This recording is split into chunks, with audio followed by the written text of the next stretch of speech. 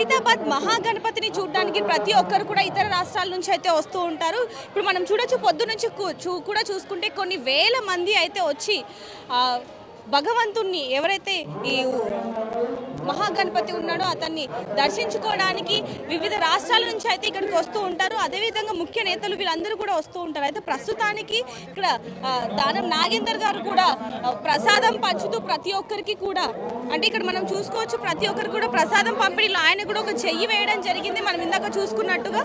అదేవిధంగా చూసుకుంటే చాలా మంది కూడా ప్రసాదం అందిందని కూడా అడుగుతున్నారు. దీనికి సంబంధించి మరి ఏ విధంగా జరుగుతుంది ఈ ఉత్సవాలు అనే దాని గురించి ఒకసారి ఆయనతో మాట్లాడి పూర్తి వివరాలు తెలుసుకునే ప్రయత్నం చేద్దాం. నమస్తే అండి. నమస్తే అమ్మా. మీరు ఈ రోజు 4వ రోజు రావడం జరిగింది, ఏ విధంగా జరిగింది? ఇంకా మీరు దర్శనం కూడా చేసుకోలేదు, ముందుగానే ప్రసాద పంపిణీ మొత్తం కూడా సేవా కార్యక్రమం ఉంటుంది. మొదటి రోజే దర్శనం అందరం చేసుకున్నాం.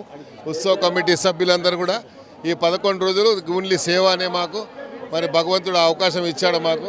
కాబట్టి 11 రోజులు సేవ చేస్తాము. వచ్చే భక్తులకు ఎలాంటి అసౌకర్యం కలగకుండా చూసుకుంటాం.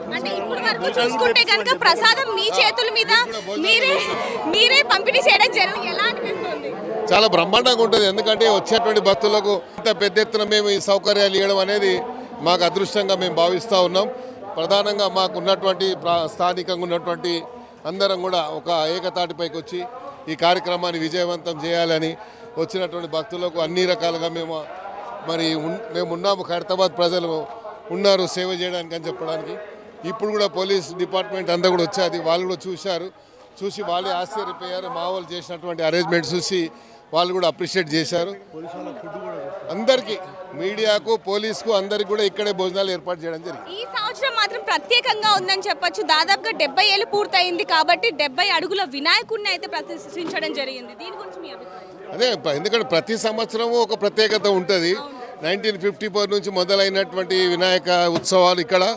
ఇది రోజు రోజుకు ఇంకా అభివృద్ధి, దినదిన అభివృద్ధిగా, దినదిన ఇదిగా ఖైరతాబాద్ ఒక కైలాసంగా, అదేవిధంగా ఖైరతాబాద్లో నిత్య కళ్యాణ కార్యక్రమం, నిత్య కళ్యాణం పచ్చతోరణంలాగా ఖైరతాబాద్ ఉండడం అనేది ఇది వచ్చేటువంటి భక్తులకు ఎంతో ఆనందంగా ఉంటుంది. ఖైరతాబాద్లో పోతే మాకు చాలా ప్రశాంతంగా దర్శనం చేసుకునేటువంటి అవకాశం ఉంటుంది అన్నటువంటి ఒక భావన.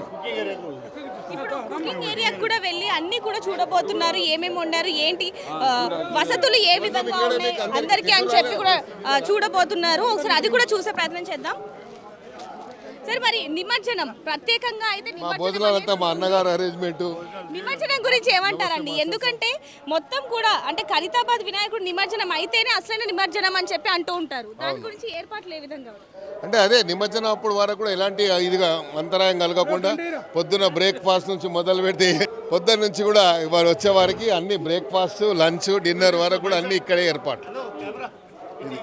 మొత్తం దగ్గరుండి అన్ని ఏర్పాట్లు కూడా చూస్తున్నారు. దీనికి సంబంధించి కూడా మనం అన్ని చూసాం. ఇందాక భక్తులకి ప్రసాద పంపిణీ చేయడం, ఇప్పుడు కూడా ఇక్కడ ఆహార పదార్థాలు ఏ విధంగా ఉన్నాయి భక్తులకి పంచేది కానివ్వండి, లేకపోతే ఇక్కడ ఎవరైతే పోలీస్ అధికారులు ఉన్నారో వాళ్ళకి ఏ విధంగా వండుతున్నారు ఏంటనేది కూడా ఇప్పుడు వచ్చి చూడడం జరిగింది. అసలైన తొలి వెలుగు.